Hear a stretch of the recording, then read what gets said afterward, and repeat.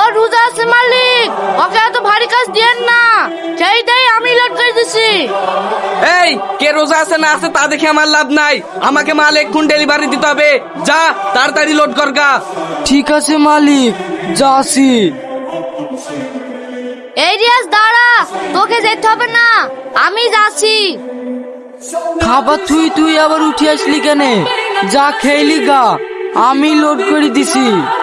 এই যে রোদ পড়ছে, ছাদবার জল কেউ টিস্টায় থাকা যাচ্ছে না, তুই আবার গাড়ি লোড করতে কি মরবি নাকি? যা তুই মোটরটা চালু করে দে, টুকটুক করে কয়লাগুলো ভিজাগা, আমি গাড়ি লোড করে দিছি। ঠিক আছে ভাই।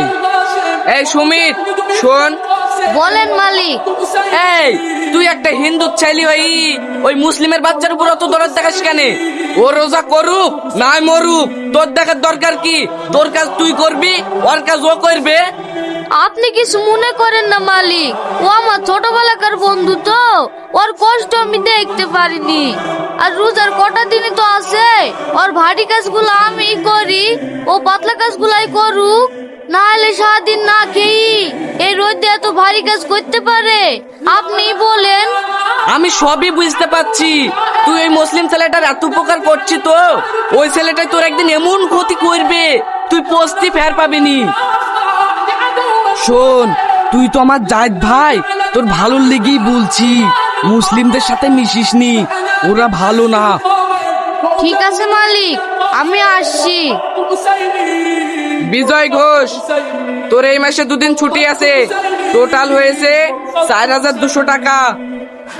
এই লে কাজ শেখ, এই মাসে একদিনও ছুটি নাই, টোটাল হয়েছে 4500 টাকা। এই লে।